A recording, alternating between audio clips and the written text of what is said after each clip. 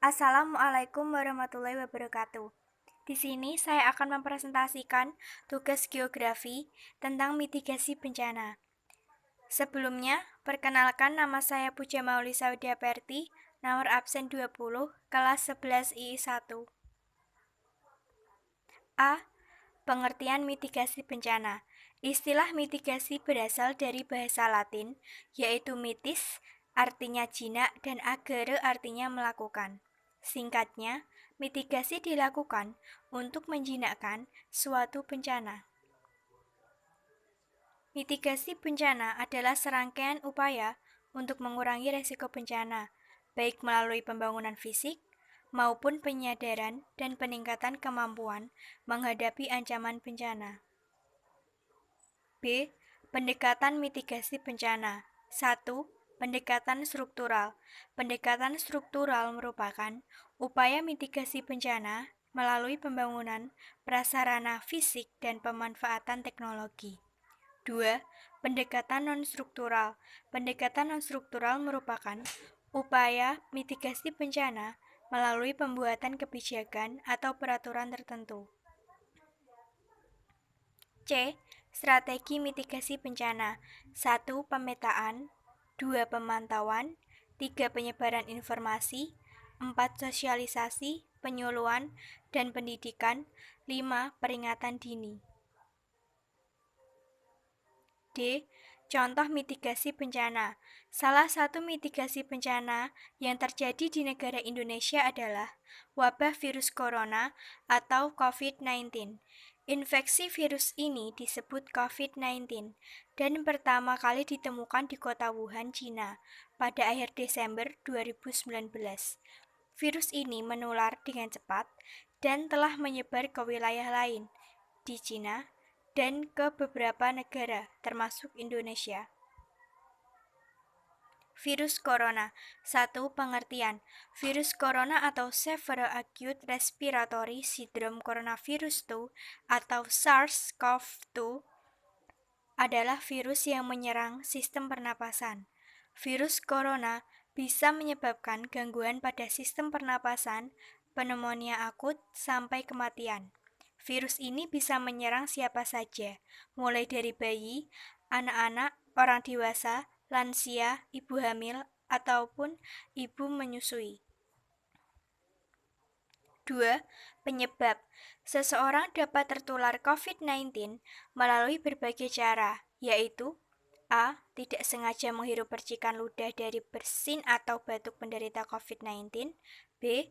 Memegang mulut atau hidung tanpa mencuci tangan terlebih dulu setelah menyentuh benda yang terkena cipratan air liur penderita COVID-19. C. Kontak jarak dekat dengan penderita COVID-19, misalnya bersentuhan atau berjabat tangan. 3. Gejala. Hari pertama sampai ketiga, gejalanya mirip dengan masuk angin, sakit tenggorokan ringan, tidak demam. Hari keempat, sakit tenggorokan sedikit, mulai suara serak, suhu tubuh berkisar 36,5, mulai anoreksia, sakit kepala ringan, diare ringan. Hari kelima, tubuh panas ringan dengan suhu dari 36,5 sampai 36,7. Tubuh lelah, merasakan nyeri pada persendian. Hari keenam, batuk dengan lendir atau batuk kering, sakit tenggorokan saat makan, berbicara atau menelan, sesekali sulit bernapas, jari sakit. Hari ketujuh, demam lebih tinggi dari 37,4 sampai 37,8, batuk lebih banyak, nyeri tubuh, kepala berat, frekuensi napas pendek, lebih banyak diare, muntah. Hari ke-8, demam di dekat level 38 atau di atas 38, napas sulit, setiap kali bernapas, dada terasa berat, batuk terus-menerus, sakit kepala, nyeri sendi, sakit pinggang. Hari ke-9, gejala tidak berubah dan bertambah buruk. Demam tinggi, batuk tidak mereda tetapi lebih buruk dari sebelumnya. Meski sudah berusaha, masih kesulitan untuk bernapas. 4. Cara pengobatan. infeksi COVID-19 belum bisa diobati, tetapi ada beberapa yang dapat dilakukan untuk mencegah penyebaran virus, yaitu A. Merujuk penderita COVID-19 untuk menjalani perawatan dan karantina di rumah sakit yang ditunjuk. B. Memberikan obat pereda demam dan nyeri yang aman dan sesuai kondisi penderita. C. Menganjurkan penderita COVID-19 untuk istirahat yang cukup. D. Menganjurkan penderita COVID-19 untuk banyak minum air putih untuk menjaga kadar cairan tubuh. 5. Cara pencegahan. A. Hindari bepergian ke tempat-tempat umum yang ramai pengunjung atau social distancing. B. Gunakan masker saat beraktivitas di tempat umum atau keramaian. C. Rutin mencuci tangan dengan air dan sabun atau hand sanitizer yang mengandung alkohol minimal 60% setelah beraktivitas di luar rumah atau di tempat umum.